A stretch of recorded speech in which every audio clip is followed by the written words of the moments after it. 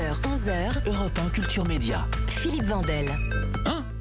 C'est le son qu'a fait Arnaud de sa mère quand il a su qu'Hélène Manarino, que vous venez d'entendre, à l'arrivée dans ce studio. Bonjour Hélène. Bonjour Philippe Vandel, bonjour à tous. Bonjour, vous ne la connaissez pas? Bonjour Hélène. Non, on ne se connaît pas personnellement, non. Vous savez ce qu'elle déjà fait. entendu. Mais vous savez ce qu'elle fait, évidemment. D'où le.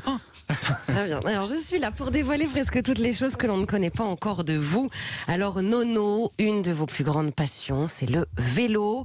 Et oui, une de vos idoles, Laurent Fignon, pendant votre jeunesse, le mois de juillet, le mois du Tour de France. Il se marre déjà. C'est incroyable.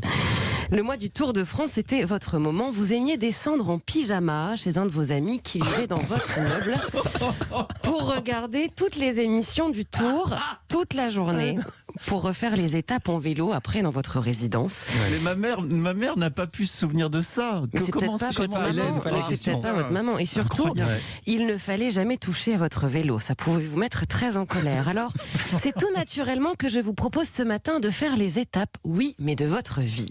La ligne de départ, la maternelle, ou pour le carnaval, vous avez été déguisé en jardinier, avec vos petits poireaux dans votre panier.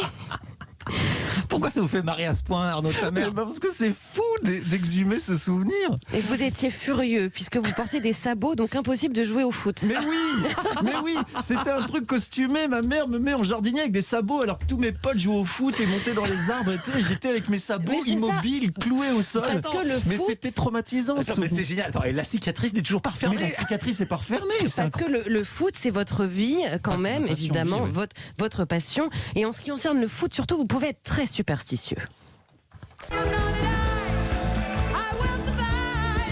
Coupe du Monde 98, votre meilleur maillot bleu, stressé par le match à la mi-temps, les Bleus gagnent 2-0 et vous avez exigé que tout le monde se remette à la même place pour la seconde mi-temps pour être sûr que les Bleus continuent évidemment de marquer. Alors reprenons notre course, évidemment votre dopage, les pâtes saucisses, et oui. Mais sur la route, vous savez vous motiver tout seul, notamment à l'âge de 10 ans, dès qu'il y avait de longs trajets en voiture, vous récitiez toutes les répliques de votre film préféré, Pouic Pouic. Pendant 600-700 km. Vos parents étaient ravis. Et il y a eu d'autres inspirations, notamment ça. C'est fort. Ça débouche la chiotte, ça. Je fais cette merde. C'est pas une boisson pour mauillette. Vous connaissez par cœur les bronzés fonds du ski. Vous aviez même enregistré le film sur une cassette audio que vous mettiez dans votre Walkman pendant les cours. Il était dans votre poche, votre écouteur passait dans votre manche et vous écoutiez les dialogues. Et dans ma Twingo également. Et dans votre Je me faisais les bronzés fonds du ski dans le lecteur cassette de ma Twingo. Alors une belle étape contre la montre pour ne pas vous faire repérer, même si votre prof de maths de 4e vous appelait mon petit chou. Alors vous aviez des complices, votre peloton de tête, vos amis d'enfance toujours présents à Rocancourt où vous avez vécu. Pour aller au collège, vous attendiez avec votre ami Thomas sous le premier R du panneau de la ville.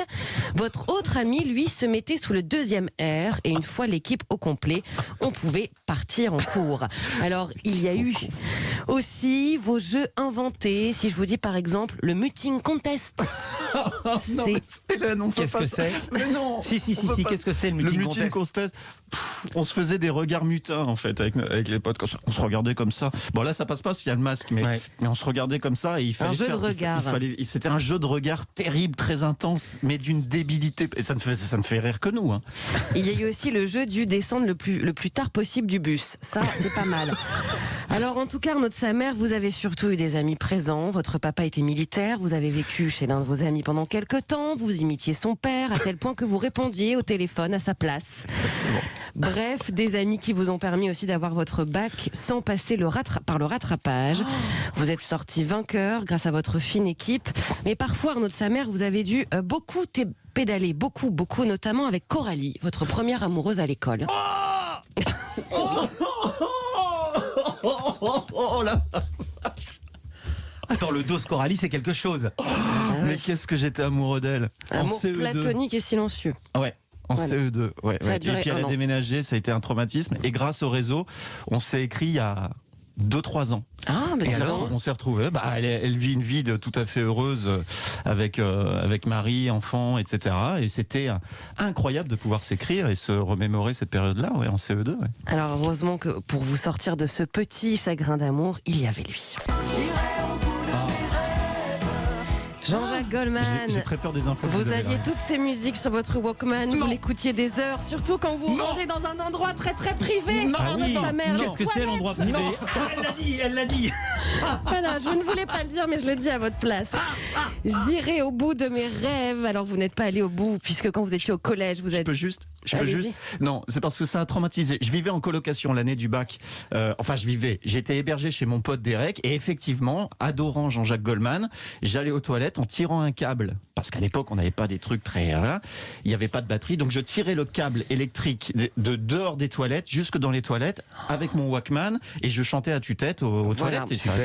ça durait longtemps, Alors, oui. j'irai au bout de mes rêves. Vos parents l'avaient prédit quand vous aviez 6 ans. Arnaud, il finira sur les planches. Et en plus, aujourd'hui, vous êtes en haut du classement. Merci beaucoup, Hélène. Dis donc, quand même.